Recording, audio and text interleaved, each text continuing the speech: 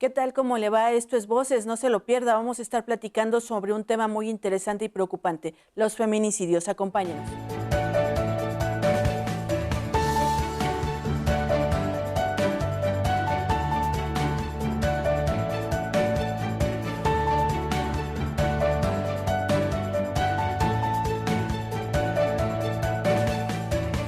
¿Qué tal? ¿Cómo le va? Es un gusto saludarla a través de la pantalla del Instituto Morelense de Radio y Televisión. Es un gusto saludarlo y platicar en Voces sobre feminicidio. Para esto nos acompaña en el estudio la psicóloga Paola Villaseñor, quien es especialista en la materia. Muchas gracias por acompañarnos en los medios públicos de Morelos. Muchas gracias a ti por la invitación. Comenzar preguntando qué es técnicamente el feminicidio. Mira, el feminicidio es como el acto culminante de la violencia a la mujer. O sea, es como ya lo más grave que se puede cometer, ¿no? Tristemente, como lo hemos comentado, es una situación que ocurre en nuestro estado, en la República, y la verdad es que está ocurriendo en todo el mundo. ¿Cuáles suelen ser las causas del feminicidio, de este fenómeno que a estas fechas se ha exacerbado? Y como bien lo dices, no solamente a nivel local ni a nivel país, sino es una situación global. Mira, las causas básicamente, yo lo he mencionado, o sea, no es solamente la estadística y solamente ver números, ¿no? Es lo que nos está alarmando y lo que causa realmente, ahora sí que la culminación de la violencia a la mujer es el odio que se ha estado sembrando a la misma mujer, ¿no? Lo vemos en todos lados, lo vemos en películas, lo vemos en casa, siempre la mujer es como despreciada. De hecho, incluso la feminidad es utilizada para insultar, ¿no? Es de, pareces nena o pareces niñita, porque realmente estamos viendo una cultura como si ser mujer es algo aberrante, ¿no? Es un insulto. Entonces, desde ahí nace lo que es en realidad la violencia contra el género femenino. Y es que se puede dar a partir de dos fenómenos, que es el machismo y la desigualdad. Sobre esto, ¿qué nos podrías decir? Sí, exactamente, es discriminación, meramente, ¿no? Es una discriminación a este género. El machismo, bueno, sí, realmente es algo que está catalogado como una cultura mexicana, que a veces la gente lo puede ver como, ay, son nuestras raíces. Pues sí, pero es que a veces también tenemos que nosotros comprender que estamos en una sociedad que cada vez es más incluyente, ¿no? Entonces, ya no podemos quedarnos viviendo en el pasado y realmente aquí la cuestión es ver que más que si somos hombres o mujeres, pues somos una sociedad, ¿no? Y somos humanos que tenemos derecho y tenemos las mismas necesidades y los mismos derechos, ¿no? O sea, igual. En tu caso, en tu experiencia como psicóloga, ¿cuál tendría que ser el perfil de una persona para que pueda delinquir en esta situación? Mira, esta pregunta es súper importante porque uno de los feminicidios que se cometen, o sea, incluso podría ser de los más aberrantes o más drásticos, son cometidos por la pareja. Entonces sí es importante darnos cuenta cómo nuestra pareja puede empezar a violentarnos y los rasgos normalmente son personas que son, bueno, valga la redundancia, son violentas, hacen bromas disque pesadas de la persona, ¿no? De la pareja, celosas, posesivas. Hay ciertas características que uno puede empezar a identificar y darse cuenta que realmente está con una persona potencialmente agresiva y que puede llegar hasta los límites extremos de la violencia a la mujer, que es el feminicidio. Entonces estamos hablando de una serie de violencias. Exacto. ¿Cuáles podrían ser? ¿Y cómo, de qué manera nosotras como mujeres podemos encontrar esos focos rojos? ¿Cómo los podemos detectar? Sí, bueno, como lo menciono, es el comportamiento que nosotros podemos observar, no solamente con nuestra pareja, también con nuestros hijos, porque recordemos que los asesinos pues, tienen mamás o tienen hermanas o tienen alguna relación, ¿no? Entonces podemos darnos cuenta del comportamiento, la conducta, cómo se puede referir un hombre hacia una mujer, ser despectivos, los jalones, los pellizcos, vuelvo a mencionar, las bromas pesadas, toda esa relación puede llegar a terminar como una relación que puede ser violenta y llegar a estos términos, ¿no? Entonces sí, como mujeres podemos prestar atención Sé que muchas veces la falta de autoestima, amor propio, afecta y se vuelve una relación simbiótica, una relación codependiente, pero sí es importante tratar de verlo y si no, por lo menos como familiares, detectarlo y estar pendientes, ¿no? Alerta de que muy probablemente puede terminar en una violencia extrema. Y es que además de lo que comentas, violencia tanto física como psicológica, también podemos encontrar violencia económica y violencia de otros tipos que Así, no se manifiestan, digo, no se nota en un golpe, no se nota en un ojo morado, pero hay otros tipos de violencia que como mujeres tenemos que saber detectar. así es, exactamente. La violencia económica, la violencia de comunicación también, o sea, que les restringen los teléfonos, que no pueden hablarle a sus amigas, no pueden hablarle a sus hermanas o a los amigos, también ese es un tipo de violencia. Entonces sí es importante detectarlo porque, mira, todo lo que las ate, que vaya contra su libertad, es violencia. Entonces sí es importante identificarlo y pues acercarse, ¿no? O asesorarse al menos si existe como esa sospecha de que, bueno, me siento extraña, me siento insegura con mi pareja, son focos rojos que sí debería uno prestar atención.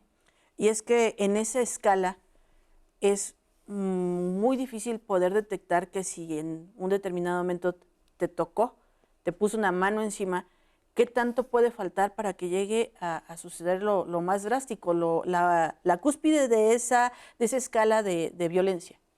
Sí, claro. Mira, nosotros somos personas que nos estresamos, somos personas que podemos llegar a tener algún acto violento, tanto hombres como mujeres, ¿no? Y podemos hasta cierto punto comprender que tuvimos como esa explosión de sentimientos o de sensaciones estresantes.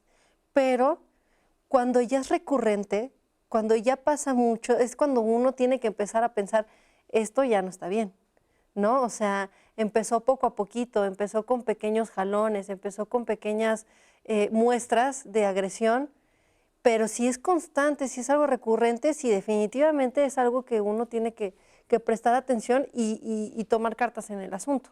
Tenemos que hacer una pausa, pero si me permites, en el siguiente bloque me gustaría que nos contestaras si las propias mujeres podemos ejercer, si también podemos cometer feminicidios. Pero Claro. vamos a la pausa, que es muy breve, y en un momentito más regresamos a Voces. ¿Sabías que al menos el 38% de los asesinatos de mujeres en el mundo son perpetrados por su pareja?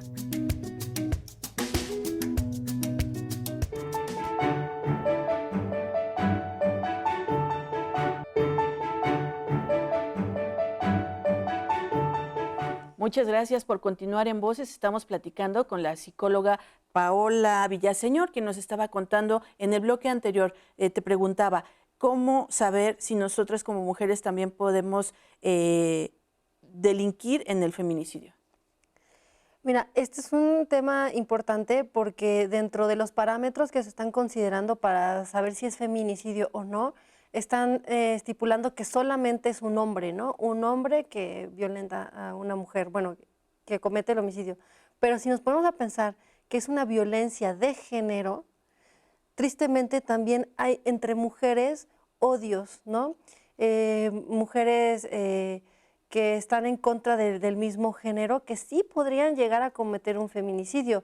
Conocemos un caso muy o sonado que es la Mataviejitas. ¿Por qué no mató viejitos? ¿No? Mató puras mujeres. Entonces, sí las mujeres pueden cometer feminicidio, aunque no están considerados dentro de lo que está estipulado para determinar si es un feminicidio. Pero sí creo que es importante que las mismas leyes puedan hacer un estudio profundo sobre este tema, porque realmente sí se puede hacer. Sí hay mujeres que odian a otras mujeres y efectivamente sí pueden cometer un feminicidio. ¿Se puede dar en este caso una situación como feminicidio lésbico? Sí, y esa es una parte también muy importante. Hay, bueno, en los tipos de feminicidios, efectivamente, puede ser contra una mujer por haber sido lesbiana, ¿no? Las mujeres lesbianas es como a veces contradictorio, ¿no? Porque son lesbianas, pero a lo mejor también pueden tener alguna odio contra la mujer, ¿no? O puede ser contra algún tipo de mujer. Entonces sí, definitivamente es un tema bastante amplio que sí tendríamos que irlo desmenuzando, pero sí, efectivamente, la verdad es que una mujer también pudiera cometer un feminicidio. Y entonces ahí llegamos a la pregunta, ¿existen los tipos de feminicidios? Sí, hay tipos de feminicidios. Está, por ejemplo, el fanticidio, que es abortar porque es niña la que estamos esperando, ¿no? Entonces, de hecho, estamos hablando de un genocidio. Realmente esto es lo que es el feminicidio, o sea, matar por cuestión de control natal o por cuestión de hombría o porque se va a perder el apellido, lo que sería el feticidio o fanticidio, ¿no? Está el feminicidio combinado con racial, que no solamente te mato porque eres mujer, sino también eres asiática o eres indígena o eres negra, entonces ahí está combinado. Por tu etnia, exactamente. Está también la parte de feminicidios por la homosexualidad, ¿no? O sea, lo que veníamos diciendo, por ser lesbianas matan a las mujeres. Y aquí yo quisiera hacer la mención de que, bueno, también podríamos considerar si a las personas que tienen otra preferencia sexual, sobre todo homosexuales, transexuales, también son víctimas de feminicidio. Sí son víctimas de feminicidio, porque los matan por ser femeninos. Los matan no por el sexo, sino por el género que eligieron. Y esta es una cuestión que tampoco se está contemplando, ¿no? Como dentro de las estadísticas de feminicidio, no se contempla, pero sí pueden ser víctimas de un feminicidio. Háblanos un poquito sobre el feminicidio íntimo o familiar. Ok, el feminicidio íntimo entra dentro también de las categorías de tipo de feminicidios. El feminicidio íntimo o familiar es cuando el asesino es alguien cercano a la familia y comete el feminicidio. Existe, por ejemplo, también el feminicidio por conexión, que es cuando una mujer defiende a otra mujer por la agresión y la mata, ¿no? Está el feminicidio con las parejas o el feminicidio con alguna persona, bueno, que te encontraste con algún asesino serial, que ese es el menos probable, eso sí es una realidad. Es el menos probable que realmente te encuentres con un asesino serial. Normalmente el feminicidio se da con las personas cercanas. Nos platicabas, nos decías, ¿cuál es el impacto, primero a nivel núcleo, en la familia que se queda con esta pérdida y también el alcance que tiene a nivel social el feminicidio? Mira, el impacto que ha creado realmente meramente psicológico ha causado cambios en las conductas y en los pensamientos. En casos se ha visto que hay personas que ya están registrando paranoia. ¿Qué quiere decir? Que va más allá del miedo. Las mujeres que no quieren salir de casa, que ya empiezan a ver que el señor de las tortillas les está viendo diferente, o que el del gas, o el vecino, ¿sí? Y ya simplemente no quieren salir o tienen ideas que son irracionales y que se quedan en casa. Eso es una conducta que se ha estado viendo en nuestra sociedad, pero no solamente a las mujeres, también a los hombres les causa este miedo. Hombres que tienen hijas, que tienen hermanas, que tienen madres, que también tienen ese miedo, ¿no? De que salgan de casa y ya no regresen, ¿no? Porque lo vemos en las noticias, porque es una realidad que está ocurriendo, pero aquí lo grave y lo preocupante es que ya se está excediendo, ya no es un miedo, ya se está causando una paranoia y la gente empieza a tener conductas distintas socialmente y es estar como a la defensiva, ¿no? O sea, la agresión a los hombres, de las mujeres hacia los hombres, ¿no? O sea, automáticamente, cuando en realidad a lo mejor el hombre solamente estaba pasando por ahí, ¿no? Entonces sí está mermando y está afectando socialmente porque ya hay cambios de conductas, hay cambios de pensamientos que socialmente están afectando y en el núcleo familiar también, ¿no? Alguna vez en alguna ocasión un compañero me decía, es que yo también siento miedo y me siento muy mal por el hecho de que voy caminando detrás de una mujer y la mujer se paniquea. Dice, entonces yo procuro caminar y adelantarme para que no sienta eso, para decirle, oye, no todos así, no somos así, y tú tienes derecho a vivir, a salir a la calle sin tener ese miedo constante. Claro, entonces se crea, por eso te digo, se crea como un problema simbiótico entre hombres y mujeres y la relación es distinta. Ya no se relaciona socialmente los hombres con las mujeres de una forma normal, ¿no? O sea, de una forma la que podría ser sana. Entonces vivimos a la defensiva, ¿sí? Es así como de, tú me vas a hacer daño, no, no te vas a hacer daño. Entonces ahí sí se muestran mucho los cambios. Por eso vuelvo a repetir, involucra a hombres y a mujeres. Es un tema de dos, ¿no? Porque propiamente, ok, ellos no van a cometer feminicidio porque no son mujeres, pero tienen familia, ¿no? Y a ellos también les afecta. También hay hombres buenos. Entonces eso también es importante que no lo perdamos de vista, ¿no? Estamos hablando a lo mejor de un sector que sí es grave porque ahí estamos viendo que estadísticamente es alto, pero realmente pues hay gente buena, ¿no? En este país todavía y es lo que nos mantiene como con esperanza. Claro. ¿Nos podrías decir en el siguiente bloque, tenemos que hacer una pausa, Sí. si dentro de este fenómeno tan lamentable hay sectores más vulnerables? Okay, Sí. vamos a la pausa que es muy breve y regresamos a Voces. ¿Sabías que? La ONU destaca que México se ubica entre los 20 peores países en términos de violencia de género.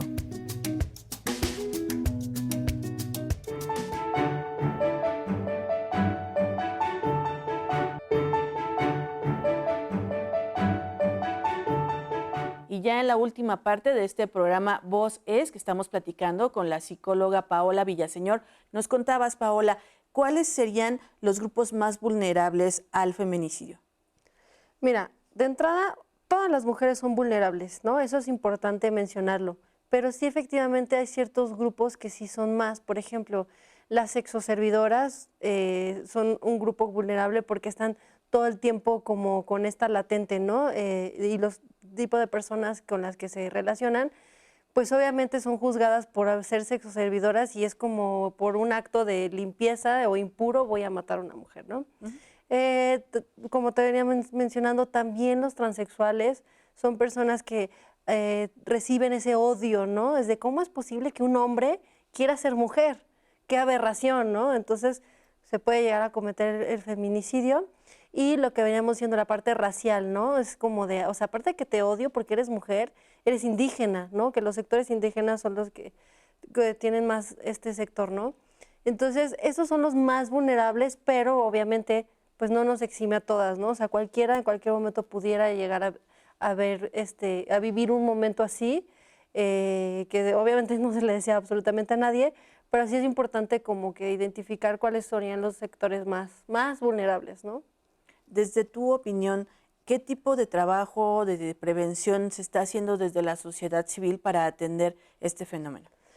Mira, siento que falta mucho, pero sí hay un trabajo que se está haciendo. Hay muchas activistas, hay muchas personas que están haciendo algo al respecto. El mismo gobierno está haciendo algo al respecto, que todavía falta bastante para tener realmente los criterios para catalogar un feminicidio, tener la perspectiva de género, pero sí se está haciendo capacitaciones.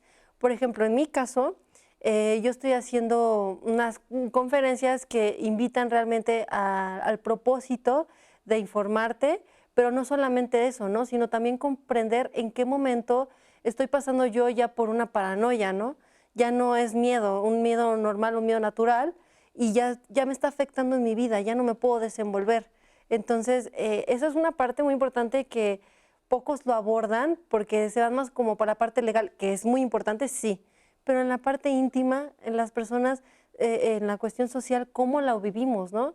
Entonces yo estoy aportando, por ejemplo, esta parte y la parte cultural y ahora sí que tratar de hacerlo como lo más completo posible porque es un tema realmente extenso, ¿no? Es un tema enorme, pero pues es una medida que se puede hacer, ¿no? Poderte informar. Y es que es una tarea de todos, tanto de autoridades como ciudadanía. Y para esto tienes unas conferencias. Exacto. Las conferencias abordan toda esta parte de estos temas. Obviamente se procura también hacer una red porque hay personas que en lo íntimo quieren a lo mejor consultar algunas cosas, ¿no? En la conferencia se da un espacio también de que la gente si quiere compartirnos algún testimonio o algún miedo, también se hace. Ejemplificamos muy bien. Obviamente usamos un un lenguaje que sea comprensible, porque también esa es otra, ¿no? Uno busca información y tiene como términos muy técnicos o muy legales, ¿no? Esto es un lenguaje que se pueda entender para que la gente pueda comprender ya tanto como prevención, sobre todo, que esa es la idea, y también saber cómo nosotros estamos inculcando el odio hacia la mujer, ¿no? Y tener conciencia. Entonces, haciendo esto, nosotros podríamos frenar, porque hay que atacarlo desde la raíz.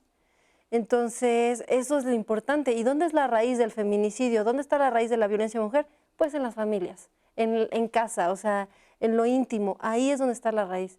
Pero para poderlo hacer hay que asesorarse un poco, que es lo que propongo en la conferencia, para saber cómo hacerlo, ¿no? O cómo abordar estos temas, prevenirlos y también saber cómo estamos educando a nuestros hijos, ¿no? Uh-huh. ¿Y cuál sería esa labor dentro de las familias? Porque, bueno, este es un trabajo a futuro, a mediano y largo plazo, pero ¿cómo podemos comenzar en casa a trabajar esta igualdad, esta equidad?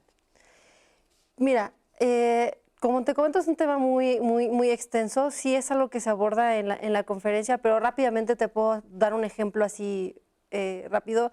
Desde la forma en que nosotros tratamos a los niños y cómo tratamos a la mujer, ¿no? Al niño lo dejamos que sea libre, que corra y que haga lo que quiera, y a la niña la tenemos tranquilita y le compramos la cocinita y le compramos la estamos instruyendo, la estamos amaestrando para que sea ama de casa, ¿no? Desde ahí nosotros ya estamos haciendo una gran diferencia y estamos influyendo en los roles de género, que realmente son roles muy desiguales, ¿sí? Hay niñas que quieren correr también, niñas que quieren jugar fútbol, que quieren hacer cosas. Ahorita ya se está empezando a hacer algo al respecto, ¿no? Pero eso uno puede empezar a hacerlo. Al niño también podemos dejar que juegue con bebés, que empiecen a despertar la parte maternal, porque tener bebés no es solo cosa de mujeres, también es cosa de hombres. Entonces, desde ahí podemos empezar, desde cómo educamos y cómo nosotros estamos inculcando los roles. Y no es cuestión de roles, ambos pueden hacer las mismas cosas. Para concluir, Paola Villaseñor, tus formas de contacto, página de Facebook, de redes sociales y tu teléfono. Sí, mi teléfono es 777-188-5588. Y de Facebook me buscan como psicóloga Paola Villaseñor o Psique Libre, que es la fanpage. El icono es una mariposita porque hay muchos psiques libres, entonces para que me puedan identificar bien. Y pues ahí pueden estar pendiente de todo lo que estamos haciendo, de las conferencias, terapia, lo que sea, pues ahí me pueden contactar. Muchísimas gracias por acudir a los medios públicos de Morelos. Gracias. Y sobre todo, muchas gracias a usted. Nos vemos pronto. Hasta luego.